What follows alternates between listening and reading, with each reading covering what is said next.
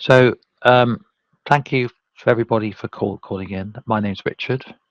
I'm a speech language therapist, and I work part-time with the MND Association uh, and part-time with Google. And today, I'm going to talk about the Euphonia project, which is a research project run by Google, and it's been running for a couple of years now. And the goal of Euphonia is really straightforward. It's to support, enable people living with dysarthria, whatever type, whatever severity, we hope, to be better understood by speech recognition systems such as Google Assistant and that kind of stuff. So we have an interesting problem here, and this problem is getting worse. And the problem is that the world is filling up with lots of great technology which can be controlled or interfaced with or interacted with by natural speech, by voice. However, the kind of speech that is required for many systems to be recognized is not dysarthric. So dysarthric, putting another way, dysarthric speech is often a very significant barrier to this new technology, which is all around us. And yet the benefits of somebody living with dysarthria to be able to interact with devices and things and their environment all around them could be disproportionately beneficial. Because in my world, I work with people with MND, ALS every day, and indeed people with trauma. In my world, if somebody has dysarthria, there may well be co-occurring things going on. There may be some physical impairment. There may be something else that actually being able to control parts of their environment, control access to their phone, their laptop, whatever, by using voice could be really helpful, because other modalities, which are like direct access, are not easily accessible. So this is a big deal. And when it says here, we hope to enhance independence and social inclusion, we really mean it. So going to the next slide. So I mentioned before that things that allow interaction by voice are very common, and according to the industry, that by 2024 there are likely to be more things that can be interacted by voice than there are people on the planet. And we're not just talking about phones, smartphones, because it's already on our phones. We're talking about other stuff like white goods and cars and televisions and all this stuff that we kind of have in our houses or taken for granted. And it's really interesting because I bought just a couple of months ago, I bought an LG fridge freezer. Very nice fridge freezer. Nothing special. LG fridge freezer, and actually, it if I wanted to, I could use voice to interact with it and adjust the thermostat. Whether I would or not is another matter. But it's just there, and it's just part of the fridge freezer.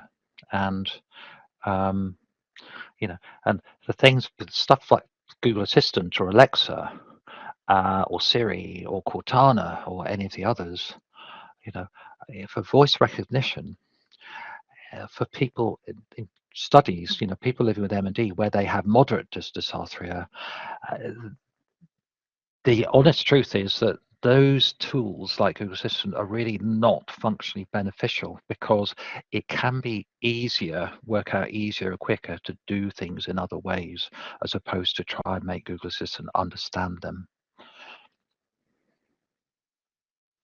So Project Euphonia has kind of three use cases. And the first is I suppose, the most obvious one, where it's kind of automation of home using Google Assistant or using Google Home to kind of control the environment and, change channel, play music, make a call, send a text. Uh, at the last count, now this is Alexa I'm talking about. I'm sure Google Assistant's the same, but with Alexa, it's like the last count there was more than 100,000 identified different uses for that technology, and I'm sure it's pretty similar for Google Assistant. And so, it's a big deal being able to interact with these devices, which are ubiquitous.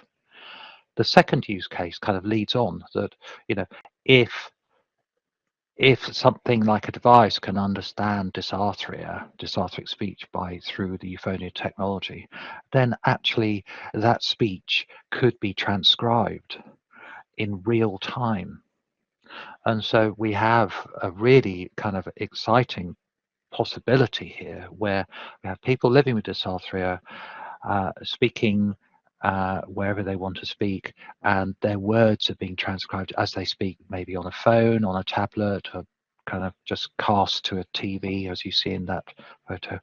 And the idea is that, helping people, helping them be more understood, and also helping them feel more understood and others understanding them, and therefore a much better environment for communication with positive benefits beyond that.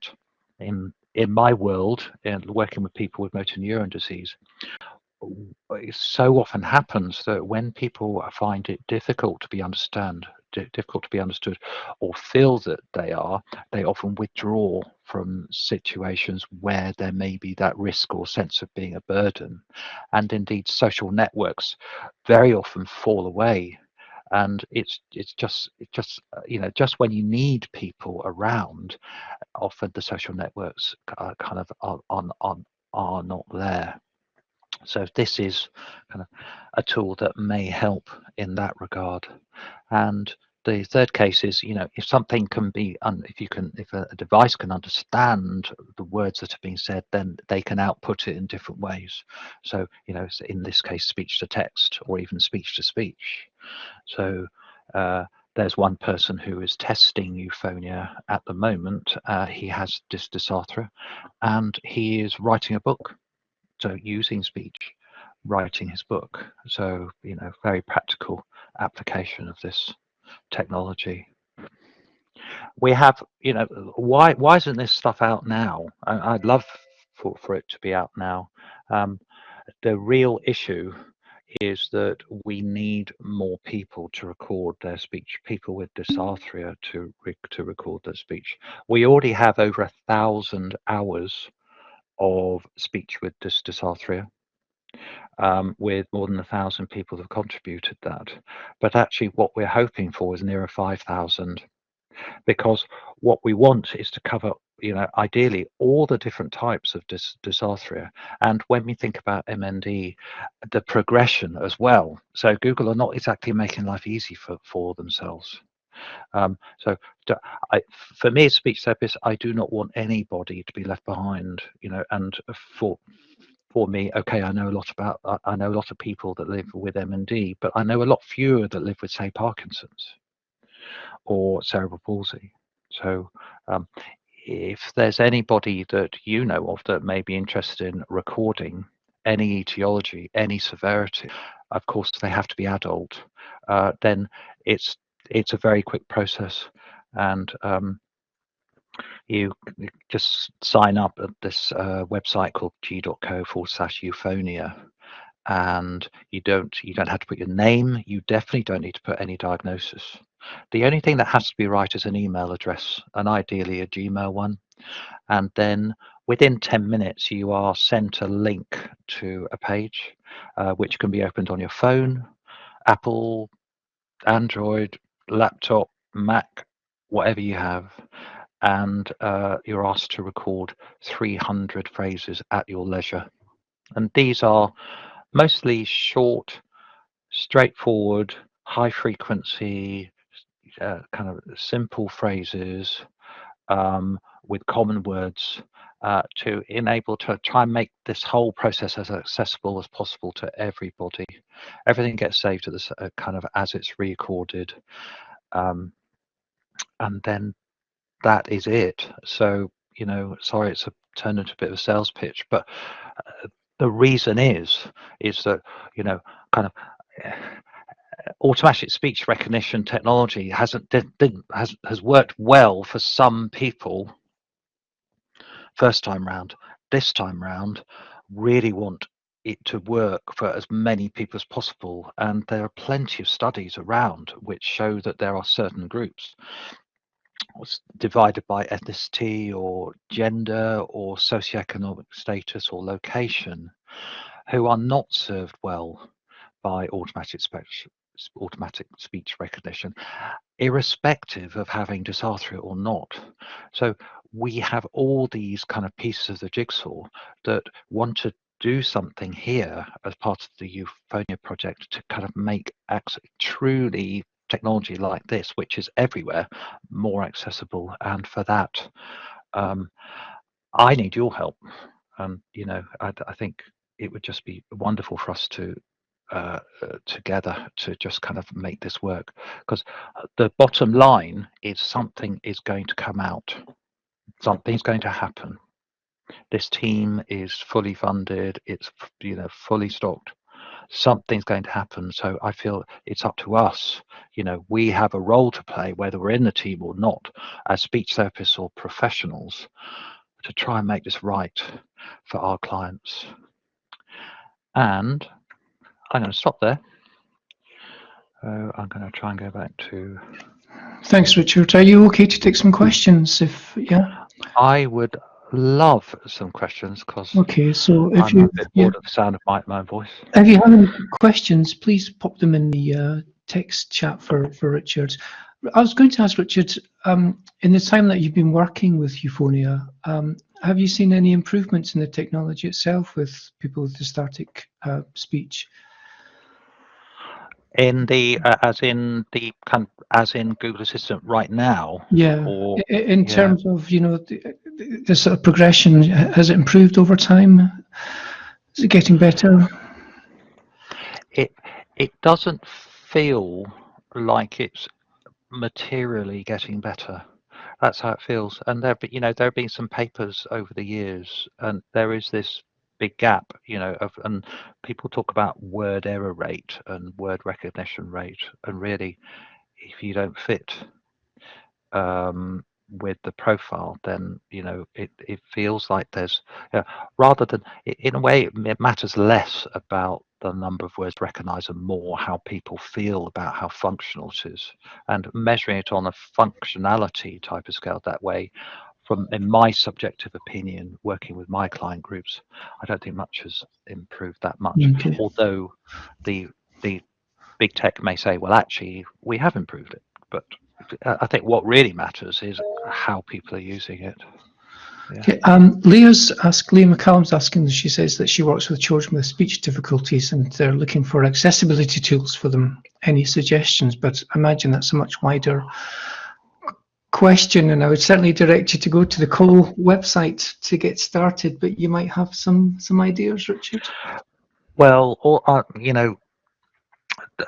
just relating to Euphonia, Leah, one of the things is, kind of why can't children record, under 18s record? And actually that is being worked on from the kind of legal counsel perspective. So that's on the roadmap, that actually there are plans for children to record their speech.